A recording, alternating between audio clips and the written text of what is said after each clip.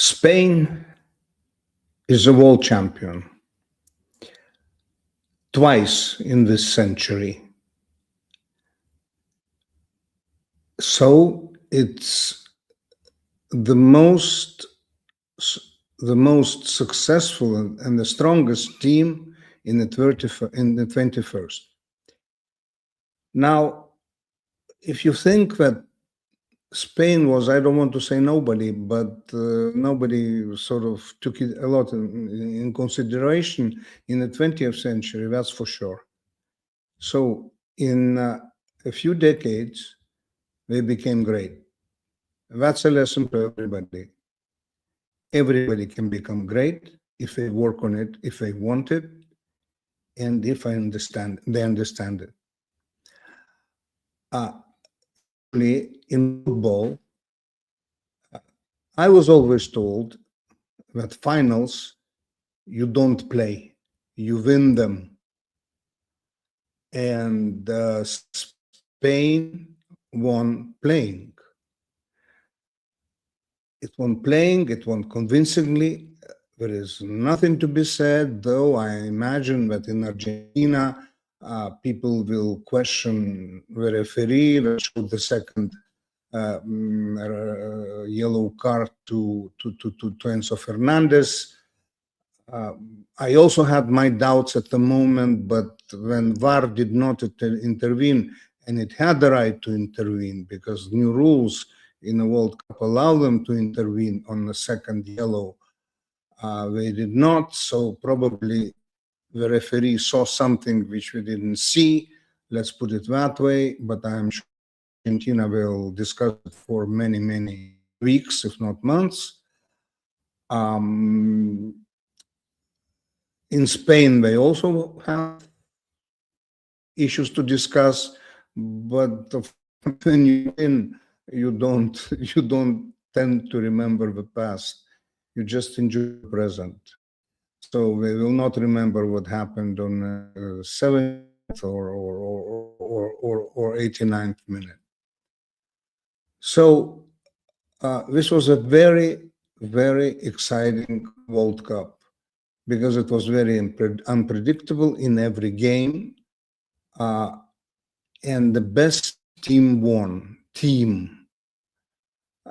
Spain may have individuals not as strong as France, but as a team, they don't have equals at all. The team is fantastic. They are one for all for one. And you see it in the game, you see it every time they touch a ball, every time they start to go into the depth of their opponent or they defend themselves. They're really one for all and all for one. I think that Lionel Scaloni, I mean, he didn't have as many moves to make today, tactical moves, as Luis de la Fuente. Scaloni made an initial mistake, in my opinion, putting Nico Gonzalez on the left, thinking that he is going to somehow hinder the game of Lamine Yamal. But Nico Gonzalez actually is an attacker. He's not a midfielder. And what he got in the end of 45 minutes, he got a numerical advantage of Spain in every sector of midfield, because basically only Enzo Fernandez and McAllister were really defending the midfield. I mean, because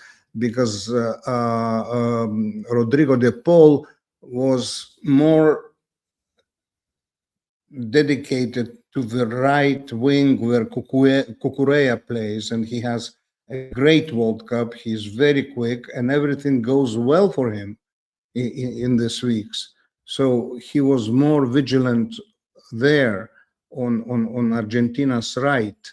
So in the center, Scaloni had only two real midfielders, holding midfielders, and actually that was not enough because with Spain it does all its game in the midfield.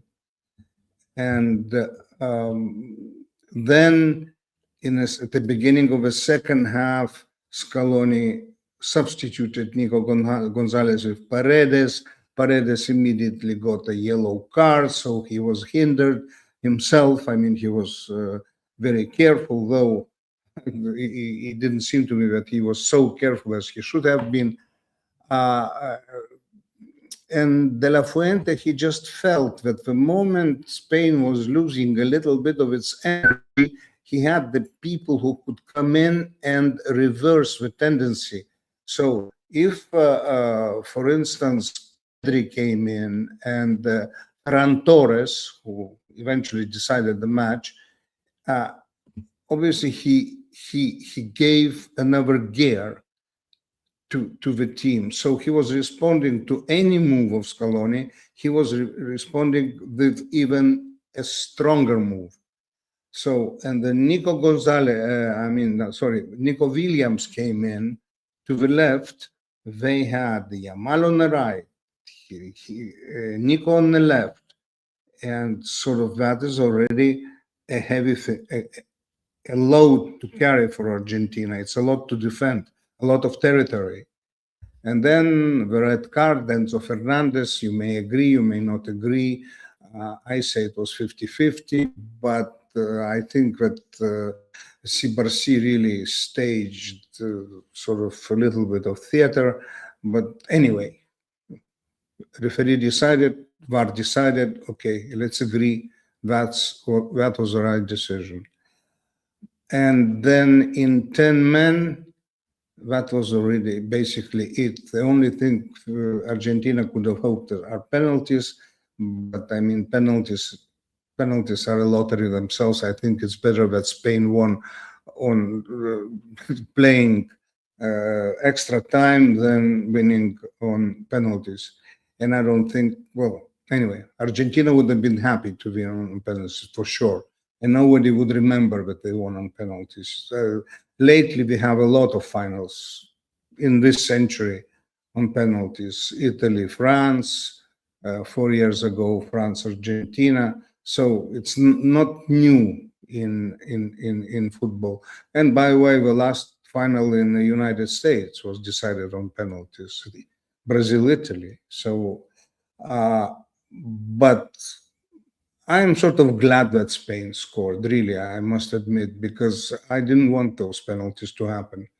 It would have been sort of, all of us would feel a bad taste if it was decided on penalties, because Spain was superior. Anybody can admit it. I mean, Martinez, the goalkeeper of Argentina, played an absolutely superb, fantastic game. The fact that Spain got titles of the best young players, the best goalkeeper, Unai Simon, and the best player of the tournament, Rodri, tells more or less everything. Though don't get an attacker among the best young or the best player, which doesn't happen so often in football, because usually prizes are given to those who score, not to those who provide assists or defend. Spain has a good generation, and it is going to be competitive in the future, I have no doubt.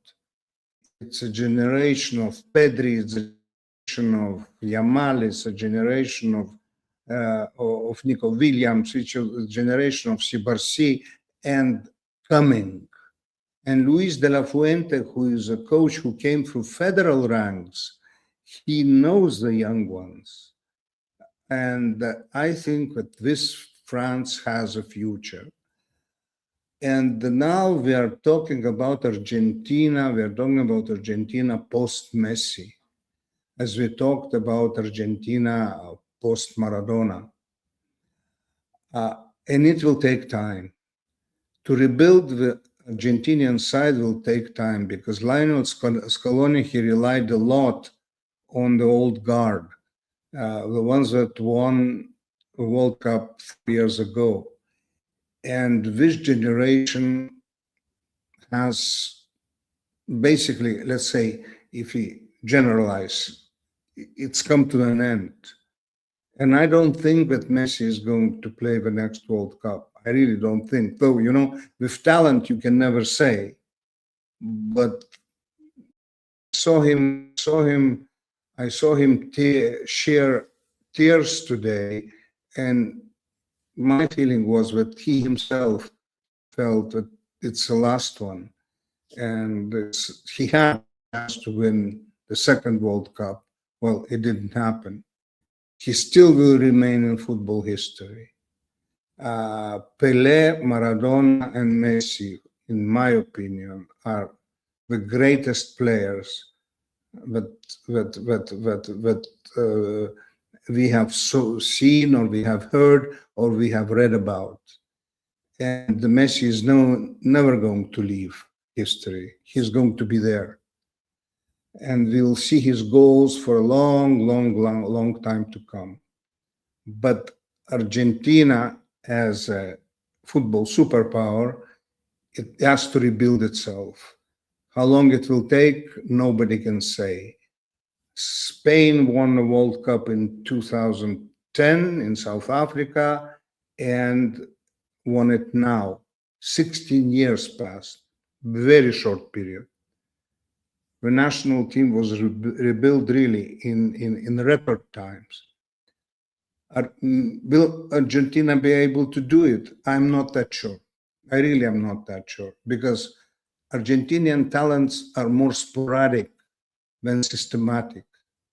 And Spain produces very high quality players. Now, systematically, Argentina, in waves. Yes and no. The most talented Argentinian young player today probably is Nico Paz, and nobody knows him. Well, I hope next season we will. Anyway, we'll still talk about this World Cup a lot. We'll still see it from all possible angles and draw conclusions. But for today, Viva España!